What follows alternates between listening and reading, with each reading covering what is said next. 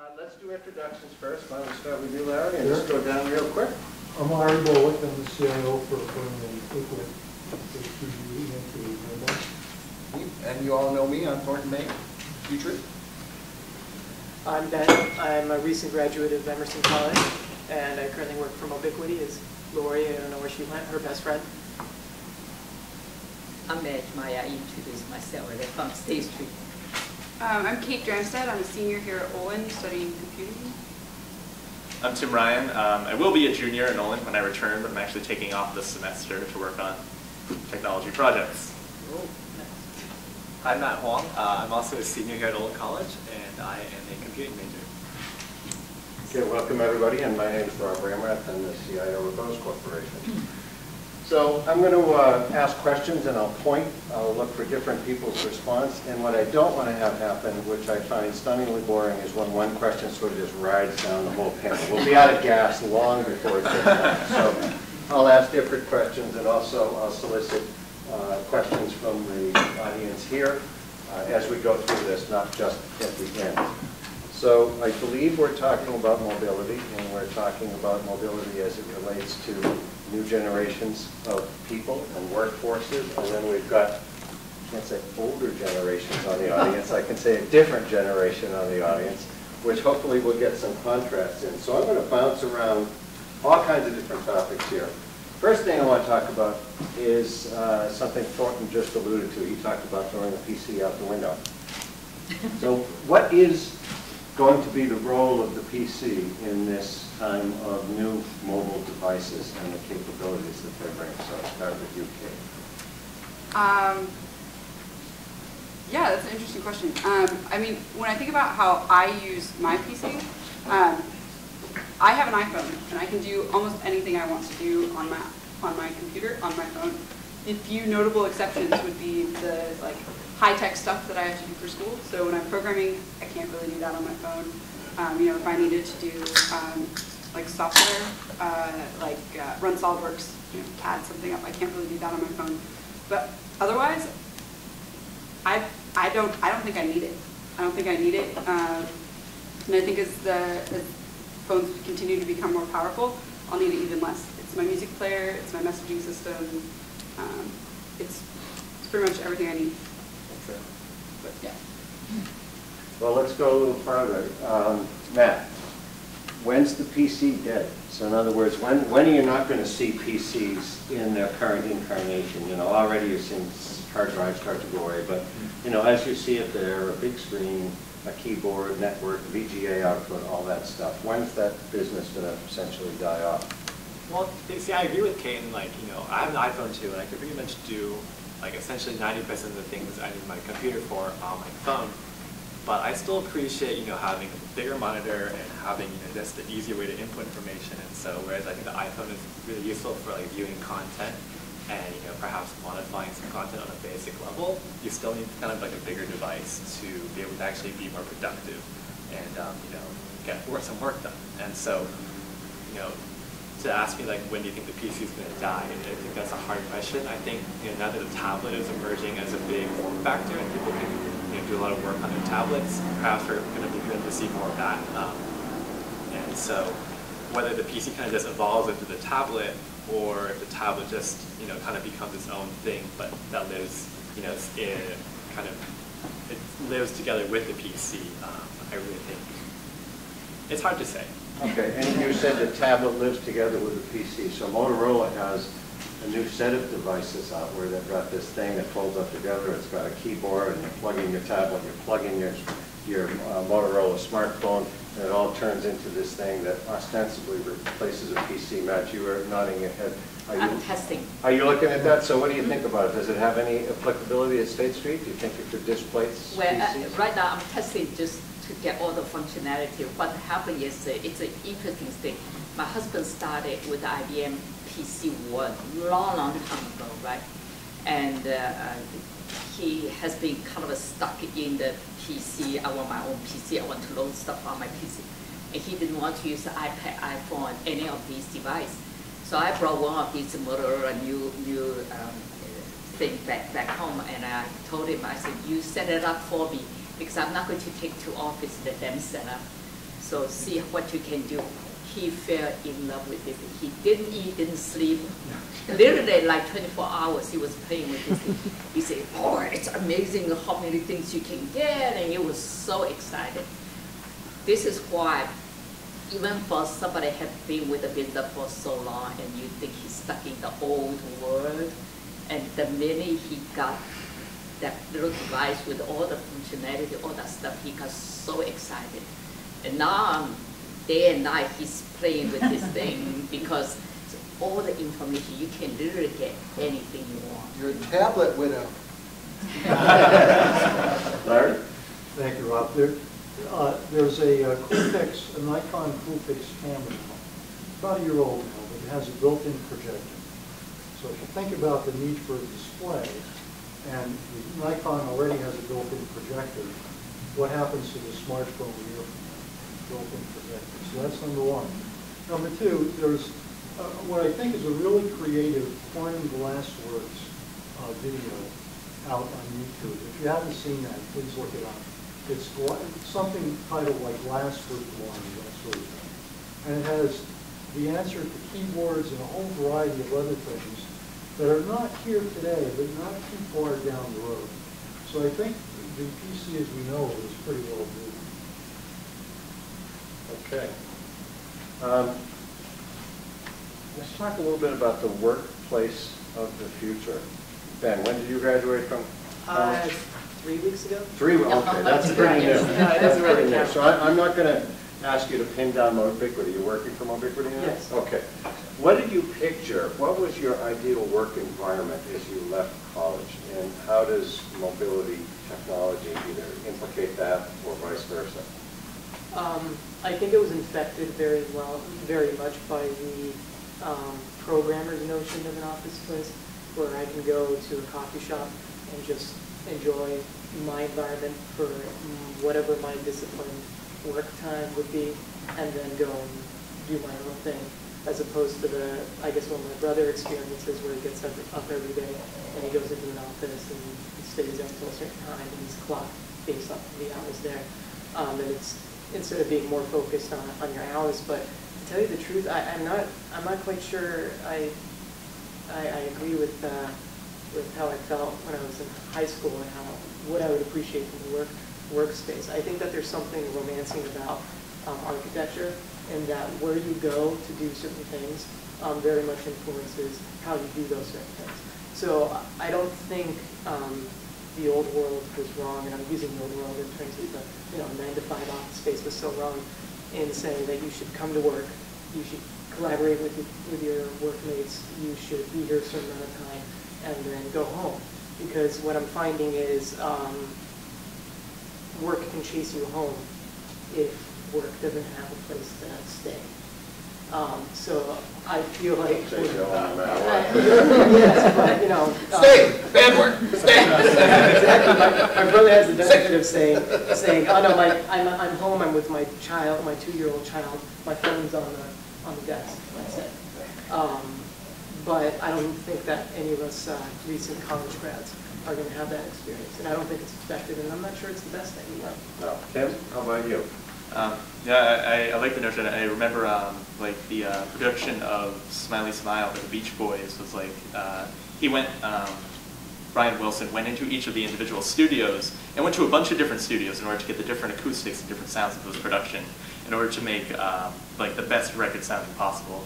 And I was thinking of that, like, you want to go into these different environments in order to have the best type of work environment, whether you want isolation, working with other people, or going to a coffee shop, experiencing the aura of those. But I think we're actually in a positive direction of isolating our work and home life, because in recent years, the early 2000s, smartphones gained traction because companies are buying smartphones for their office, the people they employ. And now we've finally reversed that trend, and it's really about the personal smartphone that you have, and the corporations will work around that to accommodate you.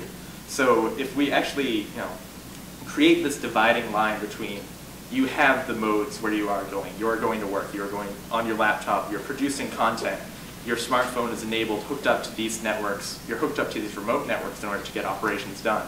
And once you leave these environments, once you decide to leave the space, you're off that grid, then that's most important for the division of personal and home life. Because we're still going to use technology at home, but it's a different suite of technology. I don't think I'll be productive at work if I use a tablet, if I use a Kindle, if I use a phone which doesn't actually have hookups to corporate networks. So I think once we see that we have content-specific devices like the iPad, it actually enables the work-home life to be more separate than it was before. Wow, that's interesting. Thornton, I would propose right now there barely is any separation between work and home life. It's gotten worse because 10 years ago, when you went home, you didn't have a laptop. In 12, there were no laptops. So you could only be so effective at home because you didn't have the tools you needed to do your work. So it was kind of great. That created a hard barrier. So now it's shifted the other way. You cannot get away from it. You're always at work. Do you think the pendulum is going to switch the other way? I think it is. I think there's actually a, if you will, a workplace psychosis going on now, and you're actually seeing large enterprises actually counsel people. I mean, talking them off the ledge, if you will, because like they can't let go. There are cyber addictions that you see in places which are, you know, have embraced broadband, like Korea. And Japan, and you know they've lost a whole generation. I mean, children who make themselves critically and sometimes mortally ill because they forget to eat. They forget, you know, they've totally gone virtual. You know, so we are going to have to. I mean, you're going to have to teach balance because ultimately your ability to be creative is a function of your ability to resuscitate and reflect. And sometimes we're so busy, like basically, you know, doing the, you know, like doing the little, you know, the hamster on the wheel, and like, I want the pellet thing, that like we lose total track. Larry, you're in a sourcing company, right? So you must get some exposure to expectations of people. What are the trends? I am, Rob, but I want to pellet before I answer. Oh, okay. The trends really are the biggest. We deal with boundaries right now. Part of my challenge right now is all about boundaries. So it's demographic boundaries and social boundaries, but it's also personal, corporate device boundaries, that sort of thing. So the biggest trend we see right now is the use or the desire to use personal devices in corporate environments. And because we have our own environment, but our clients have their environments, it's always a challenge because our staff tends to work in corporate, and our client corporate environments. So there's a lot of challenges around the boundary between personal and business devices, in addition to some of the other things that you mentioned. Well, this is very interesting to me because I thought that we were still on the trend to dissolving the physical workplace and that you were working anywhere, anytime, wherever you wanted to, shifting back and forth, context switching. And you're not seeing it. Anybody else, any of the other students? Well, there's one, you remember, and I think some people remember, Stephen Laster, who's like the CIO at basically Harvard Business School, wonderful CIO, very progressive situation. He says he's competing for good talent, you know, Olin grads and things like that, with like Google. And Google has this unlimited, you know, they don't even have a vacation policy. But the issue in the Google world is that you are so afraid of missing out on the next cool project, or like that, or taking a hit to your rep.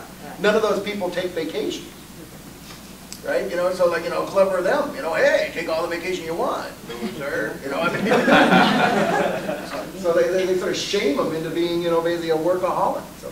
We also provide 3 free meals a day. So, you know, if dinner. Well, you could get 100 free meals a day at the Crave thing, right? I mean, wow, for me, I don't care what wolf get put to the pellet dish. I mean, it's still a pellet, right? We make you take your 15-minute break. Yeah. Customers at White Castle do have an unlimited vacation policy as well.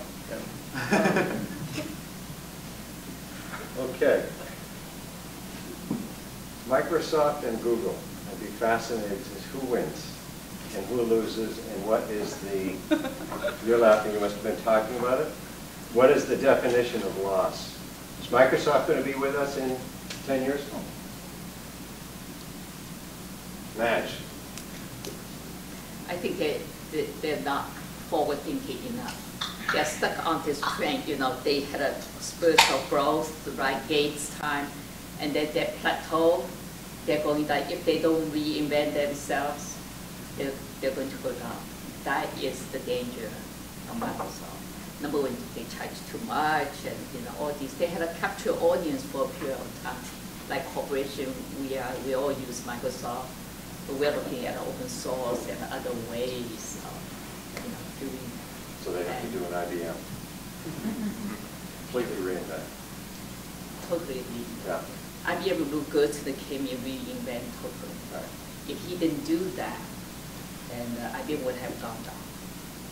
Every company has to be careful with the plateau of, if they don't reinvent, then they either go down or go up, right? If they can reinvent, and they need really a totally different management leadership to reinvent, because a lot of the guardianship, I look at it, people's success is where they bring the company to that point, and they tend to hold on to it. If they don't change the way they do business, they absolutely. Kate, you were smiling and looking at Tim. Oh, I mean, the Olin and Microsoft and Google have a large recruiting presence on Olin's campus, so I was just, So you there's have to kind of like regard it the, So you're being politically sensitive, so you're like, oh, so you came over to our side. You're an old person suck up now, that's good. no, but so it's always kind of, like, oh, who are you interviewing with? Are you interviewing with Google, or are you interviewing with Microsoft? I think I tend to agree with Madge that Microsoft has a lot of work to do, but I don't think that Google is in quite the sweet spot that they might think they're in. I think that they have some major challenges with understanding user experience design, which is something that they're just coming around to. Visually, I think they do design well. I mean, I think that they get the clean interface, but the interactions around their products, or at least some of the more recent ones that have come out, just they've been over-engineered or not simplified. I mean, I'm thinking of Google Wave, Google Buzz, to some extent Google Plus right now. They're forward-thinking and interesting ideas that just, they didn't take the care to think about who is using them, which is a difficult problem when your user base is basically the whole world. But I think that they need to solve that problem and direct more energy that way. Who thinks Office 365 might be the answer to the problem?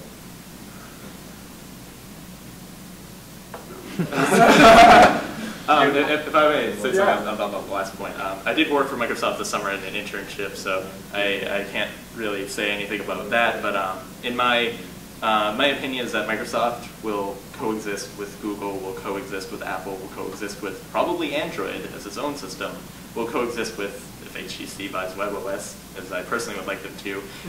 We will have these ecosystems. Microsoft will no longer be the juggernaut, but they will exist alongside these other companies as these ecosystems, because we need to buy into them. We need to have these coherence in platforms and systems, because the promise of the web to deliver these kind of write once, run everywhere style environments has not and probably will not always be as nice as having a coherent ecosystem. So I think Microsoft will exist, and I think they're actually adapting surprisingly well to that, but I don't know if their shift down to and also run with Google and Apple and the rest of them will be terribly graceful, but I think they're in a good position to handle what the future has. Another stunning revelation. You want a coherent ecosystem, so you think there's a role for an operating system in 10 years? I think so. Yes. Ben? Yes, totally. And I think the most beautiful thing about operating systems is how, especially in the latest versions of all three operating systems, and well, all three, but I'm just going to call, let's say, Windows, OS X, and Linux, is in how similar a lot of the good things about the three operating systems are between the three operating systems. For example, Windows management, and I think Rachel can speak to that. Now both Windows, Mac, and Apple have not only workspace switchers, which has been a huge kind of that's why you go to one operating system versus another one, but also I think the way that you can manage open windows is also now becoming almost the same across all three operating systems. And so I think the focus now for operating systems is not how do we make ourselves relevant, it's how do we make ourselves compatible, so that when I use a specific operating system, I'm not eliminating an ability for me to communicate to someone else. I mean, how many people are tired of docx files? It's ridiculous, it's annoying, it's why can't you be compatible? To me, I think the best use of technology is helping humans connect and compatible, collaborating operating systems might be the best way for people to connect while using whatever device they want to use. So, Thornton, Ben just talked about helping humans connect, but at the same time, it seems that some of these mobile technologies are dehumanizing. Oh, no, you're exactly right. They are dehumanizing, and I actually think, and we saw, Bill Seibel, I thought, in his brilliant remarks this morning, he also talked about, I mean, basically, a whole lot of the bandwidth is going to be consumed by machines talking to machines. It's going to be hard for us to get a word in edgewise, right? I mean, because really, I mean, we talked about, and back, in the days when there actually was a real career for futurists. I mean, we would sit there and and the Internet of Things, and you would basically, you'd have the smart device, which was your milk, talking to the smart device, which was your refrigerator, and so basically the dairy companies that would program in that you should keep the milk at some 50 degrees, and the refrigerator said, no, your master wants to keep it at 48, and then now you're going to spend a lot of your life breaking up fights between your machines. So it's good that humans will have something to do. All right, we've been talking about internet-connected refrigerators and ovens and home heating systems and air conditioning and lighting systems for 10 years at least, and it still really hasn't happened. Do you think that that's going to go anywhere? Well, I think sooner or later it will happen, but there's no real impetus right now, at least from my perspective, to see that actually happen. And there are a whole bunch of hurdles. One example I think about a lot is there's development going on now in terms of how do you better utilize highways. So how do you better utilize highways? So how do you stack 6 cars in a row, right? Well, ask Evan, if Evan's still here, what you have to do from a security perspective to make sure that 6 cars stacked a foot away from each other are actually going to be something I'd like to step into. So I think there are an awful lot of hurdles, and the business case really isn't there at this point. I'll be back to answer this. So let's see, Matt, let's talk a little bit about the consumerization of IT. So that's where the devices that people are using personally at home or in school are coming and flooding into corporate environments. And you hear a lot about security. Probably all the students here, and ex-student by 3 weeks, has enormous amounts of information on their intelligent mobile devices. You don't have the, quote, benefit of a corporate security department looking out for you. Are you better off for that, or are you worse off for that? I mean, I guess for me, I really don't have too much experience thinking about IT and being a student here at Olin. Everyone here, we get a laptop at the start of our 4 years from the school, and that laptop is kind of overseen by the IT department, and so if something breaks, you take it in and they fix it for you and all this stuff. And so to me, I really like that because I know that if I accidentally leave my laptop outside on the lawn one night and the sprinklers water it, then I can take it into IT the next day and they can give me a loaner laptop or whatever to deal with. But I would also say, what do you put on the trouble ticket? water damage. So operator error. No, yeah, we have a great warranty here for all our Dell laptops.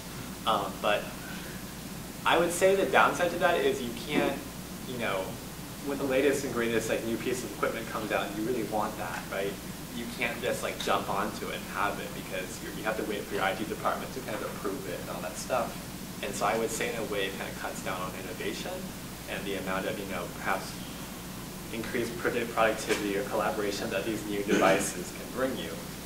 I was working at Intuit this summer in Dallas, and I know that the smartphones that they were supporting at first were BlackBerry and the iPhone, and they had supported that for a few years. But then gradually fewer and fewer people there wanted to use a BlackBerry until they just dropped support altogether. And so my boss, he was a BlackBerry addict, but then when he dropped his in the lake on his vacation, he had to he was forced to switch to the iPhone because the IT department no longer supported that. So I think there's something to be said about, having kind of personal choice in what devices you want to be able to use, because that's kind of like, for me, if I want to go work for Google, I don't want them to tell me, you have to use this laptop and this phone and just be forced into this. I think, you deserve some choice, but at the same time, it's still nice to have a little bit of like a, security blanket in case like something does go wrong. You don't want like all your work to, have been destroyed when you like got water damage. Kate, you've got an iPhone. Do you have an iPad? No, I don't. You don't have an I have iPad. one gadget right now. Okay, so you got the one gadget, and if Evan were here, he'd be talking to us about security event and incident management. He'd be talking about file integrity logging. He'd be talking, or file integrity monitoring. He'd be talking about log and transaction monitoring. He'd be talking about penetration testing. He'd talk about perimeter security, defense in depth, all of this stuff that corporations are supposed to do by best practice. Some of them do it. A lot of them do parts of it. You don't have any of that on your iPhone. Do you have personal information on your iPhone? A bit. Yeah, okay. Last time we were here, we talked about, what's that cloud-based app that you just give all of your usernames and passwords to all your financial stuff and it aggregates it for you. Like Oh, Mint. I love Mint. So you use Mint. There you go. They buy into it. And your iPhone is naked. It doesn't have any of those protections on it. None of those great corporate security capabilities. So how does that make you feel? Are you just fine with that? I mean, I recognize that data is sensitive, so I've taken the precautions that the developers have made available. So, I have to enter a PIN to access that. In terms of like, do I think a lot about how my data packets are encrypted when they're sent out over 3G? Not really. Which, from a user's perspective, like that's not what they're worried about. They want to be able to know, like, can I buy this new pair of shoes without overdrawing on my account? So I think that as a technology person, that's something that needs to be addressed because it shouldn't be something that the user has to worry about. It should be something that developers should be locking down. And I think that, as we continue to build things like user experience into our product development cycles, we'll also build in systems like security. And it won't be like, oh, we'll make a product, we'll try and break it as many ways as we can, and then slap on some fixes. It'll be, we're going to start from the ground, thinking from a security perspective, and build an app up from there. So Madge, talk to us about the magic of the and when it comes to security and usability. Well, here is the thing. Security for financial services is extremely critical to us.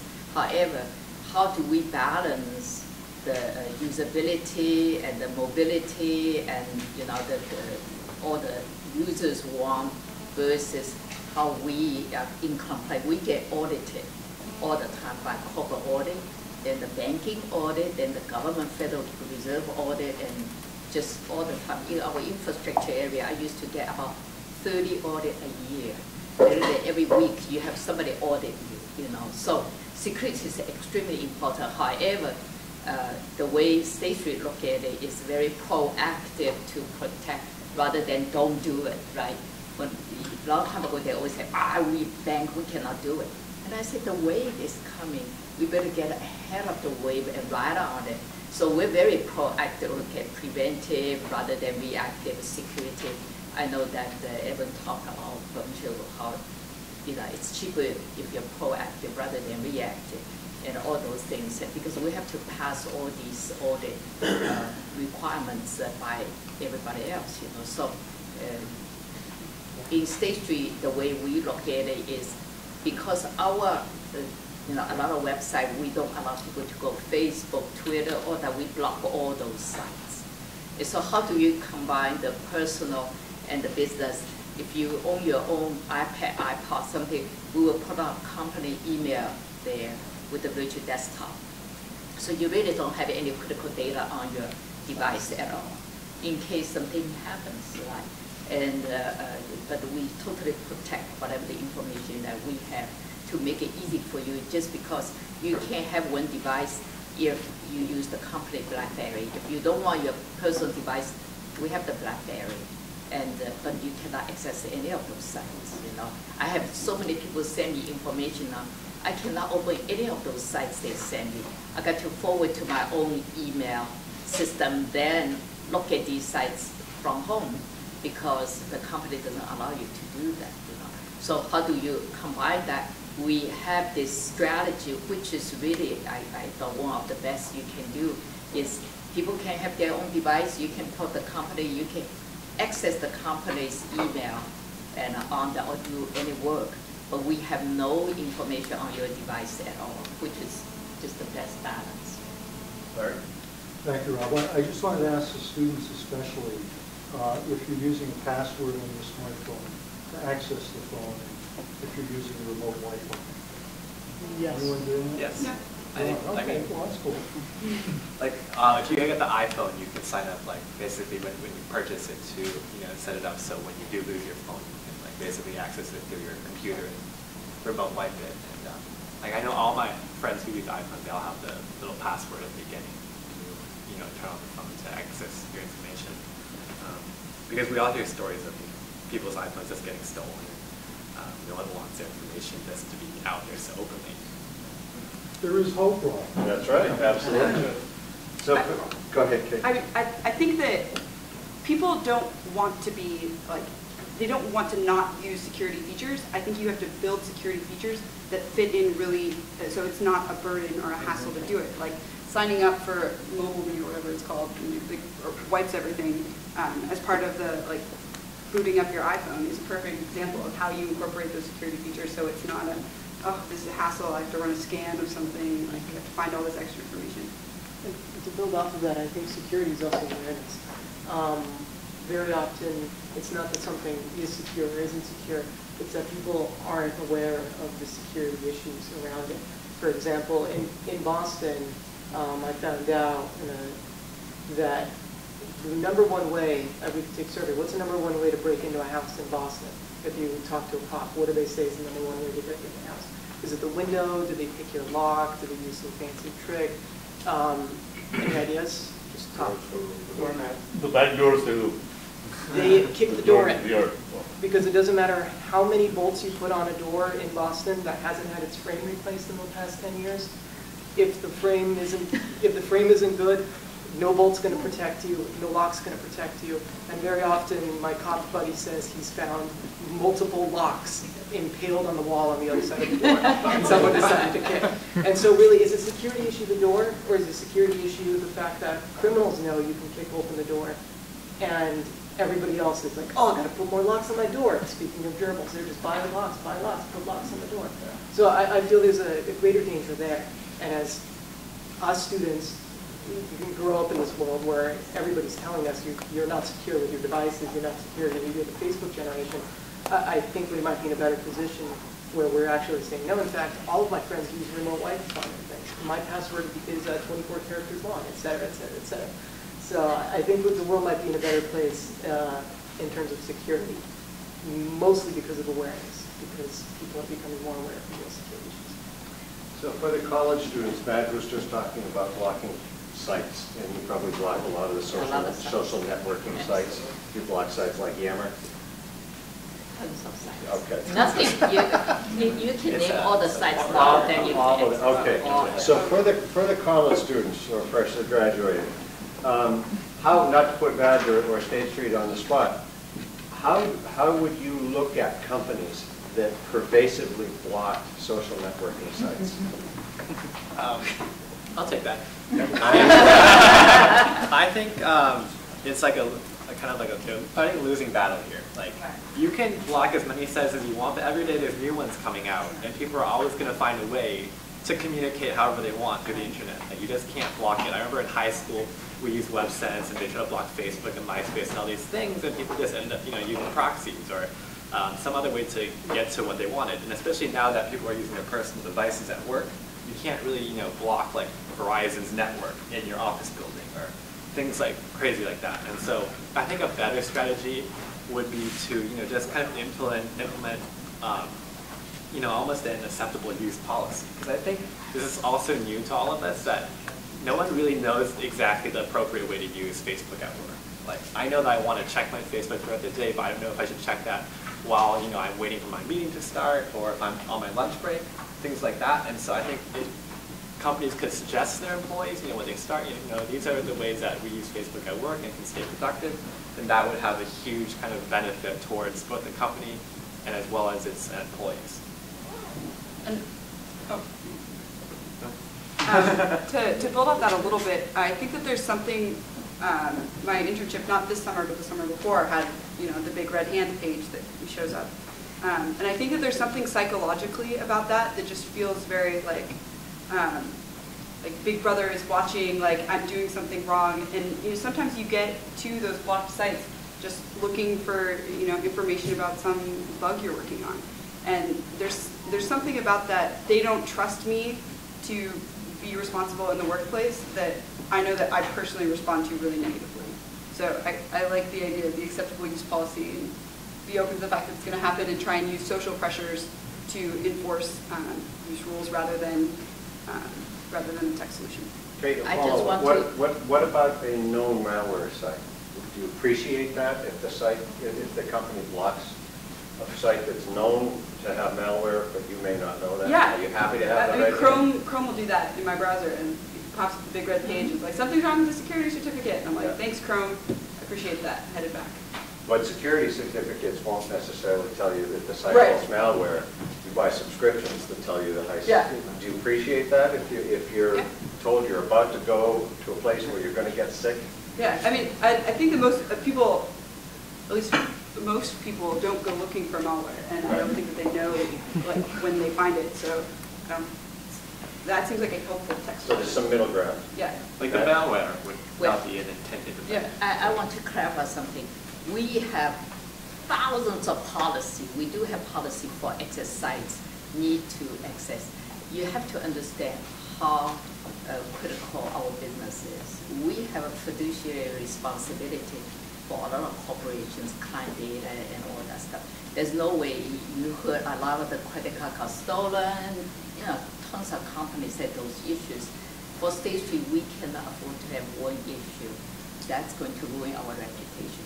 So it's more important, besides all the sites we block, that the PC on your desktop is for business use only. Those sites, there's no business need. We got collaboration sites, and companies set up a lot of social network internally.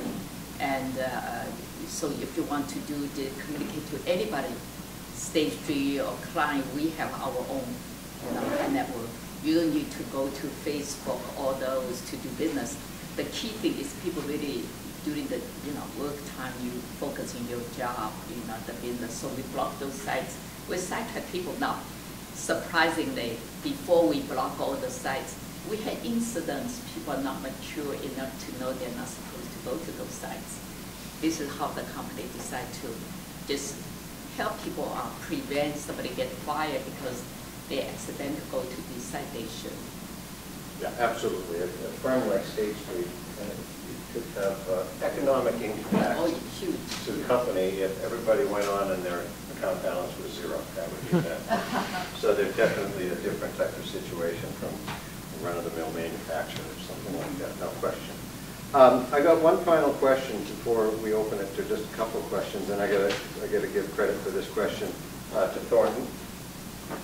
So how has your technology decision-making changed in your 4 years in college, or 5, depending on how many, or 6? Can you keep up?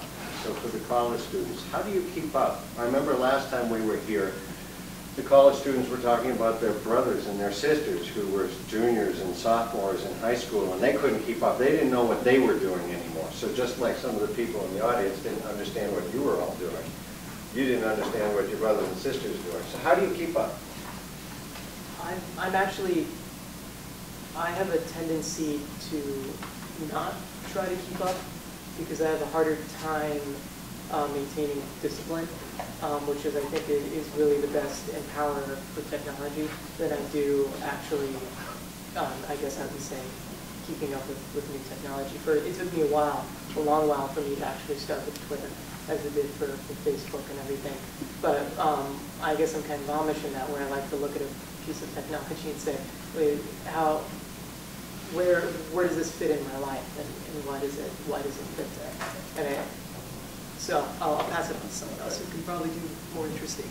Ben? Sure. Like, the beginning of, let's say the beginning of college or in high school, like, you use MySpace because everyone has a MySpace. Use Facebook because everyone has Facebook. I communicate with a lot of people on Facebook. It's a very easy metric to see how well you're using Facebook, which is just say, how many happy birthday posts do you get in a given year? If that goes up per year to year, you're probably using Facebook more. You're probably better at Facebook. But then you evaluate that, and like, I don't feel the incentive to have to keep up because I'm satisfied with these technologies. As long as I'm aware that, like, I am adapting to, if I actually see a new technology and I'm not afraid of it, and I look at it and see if it actually fits into my life and can evaluate it and say if it doesn't, then I'm good with that. For instance, like very recently, by pure chance, I got pretty much one of all the form factors. I got a new phone, I got a tablet, and one of the HP touchpads just because they were fire sailing them. I got a Kindle as a gift from a friend, and I got a new MacBook. And out of all these technologies, well, I bought a MacBook, but like for some reason I got so many free items at once, and I'm like, what do I do with all of these items? And they kind of just naturally fall out of that. You say, all right, well, I have a MacBook, I want to use it for data activities. I use the Kindle for reading, and the smartphone, it's a bit better than my old one maybe, and the tablet I don't really use as much, and you can sort of just like see how they naturally flow into your life. And if I find that I don't like any of these technologies, there's any number of people I can give a touchpad onto because they weren't able to get one in that sort of land grab. So I think it's important to just keep trying new things and to keep on top of, like, there are new things which may fit into your life. But if they don't work for you, that's fine. I don't feel like jaded and old and not keeping up with if I had a younger brother or something because I'm not using a new social network. Twitter works fine for me. Facebook is good for the occasional birthday post. A couple of questions from the audience. Yeah. Hi, I was interested in the discussion of segmentation of platforms in your leisure life and your productivity life.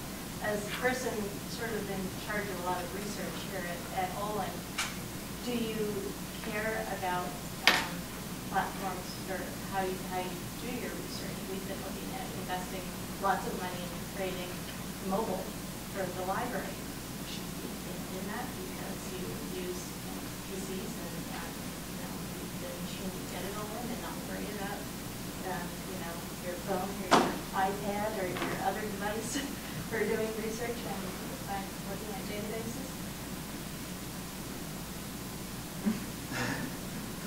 One thing, I guess I'm very big on having, like, to be able to have a textbook and not to have a physical textbook, but I love when it's possible that I can just have a PDF I can swipe through. Like, having that is a very explicit case where for me it's a bigger improvement to have a very navigable, searchable document rather than having a physical copy of things. And I think that's a positive direction for libraries. Like, there is some sort of sentimental attachment to books, but I like Kindle because it enables me to read more simply because the amount of effort and energy spent is lowered by that. I guess I don't have too much familiarity with research. Anybody else? One more answer on that? Any different insight? I love that. I think if Olin offered, I didn't go to Olin, I didn't have the benefit, but if I went to school that offered me not only a textbook but a digital copy, so that, because I am slightly attached to the textbook, but there's such a benefit in having a digital copy on top of that. I mean, as a book buyer, I would go to Barnes & Noble's and pay another $5 on my book to get a digital copy of that, in addition to my hardcover. And I think it's the next step in books. Digital copies aren't here to replace books. They're here to let us appreciate the hard copies more. Yeah. Slightly different topic or question. How do you think games like World of Warcraft or League of Legends, my 11-year-old plays 10 hours a day, will be affected by the fact that more and more people are using mobile devices and not PCs and desktops? Hopefully physical presence will be more important because it's good to get people out of the house. But there's a very good book, Reality is Broken, I think it's called. Yeah, where it's just, it's the gamification is not a bad thing. Games are a fundamental part of life, an escape from reality, but there's also very implicit motivations where games can get you to insert a lot of effort into an otherwise mundane task. And I was never a big World of Warcraft player. For some reason, I always enjoyed making games a lot more than actually playing them. But making games is a sort of a game in and of itself. And if you are on top of the wave of like interacting these games in with daily real life tasks, if you can make the physical element of the world more a part of that, the real world is more interesting. It's way more interesting to like go out and explore and run around and to feel alive and part of that. And right now we're limited by what we have now, which is you create these vast virtual worlds where you're still a rectangle on the screen and a controller. So I don't think that if you have these kind of immersive environments where you can really be convinced of what you're playing is real in your mind, you're actually feeling it, then I think that is probably the direction a lot of people would gravitate towards. Okay, last question. Yeah, Rob asked the question, Google or Microsoft. For the college kids, it sounds like you all have iPhones. And I'm wondering, is an iPhone versus Android? Does Android have a chance? Are all your acquaintances all iPhone people? It'll be a palm tree forever until it breaks. It doesn't matter. I have friends who also use Android. I mean, I think it's just Some of my best friends use Android. Rachel has an Android. Not says it all. Shit. I think the Android appeals to a different market, Like, if people just want something simple that, they know is going to work with all their friends, because, this is kind of like Apple's ecosystem is so pervasive, and you don't have to really think about it too much when you buy one, then, that's the way to go. Also, my friends who care more about, like, design, things like that, they go for the iPhone. But I know people who, love customization, the people who will, like, change their desktop background, like, 4 times a month, things like that, then like Android's more for them. And I don't think, what do you guys think about this? But like, I don't think one is going to like overtake the other one. I think kind of are going to live together. Yeah, I like the customization idea for droids. I think that Android isn't selling itself very well right now. Like if you look at all of their TV commercials, they're all like lightning, and then they flash some like big numbers at you, and you're like, oh, look how fast it is. Droid. And yeah, and it's very much, this is a machine. But if you look at the iPhone commercials, it's about, I love the one that's like, it's the iPad, and it's like all the different things you can do with the iPad that are kind of like plays on like curl up with a movie. Love that commercial because it's what you're going to do with it, not what the device is. And so I think if Android finds a way to say, I am customization, I am what you want me to be, here's some things I can be, that's going to make it much more compelling. But the iPhone gives you a story. It gives you a story of who you can be with an iPhone, with an iPad, with a MacBook. It's a pretty cool story right now.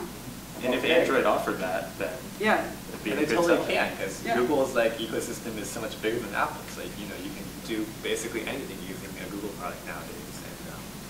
It's like you just have to weave together that story better and make it seamless. That's the difference. Steve Jobs always said his technology is not for technology, it's changed your life. That's exactly what you're talking about. So thanks to all the panel.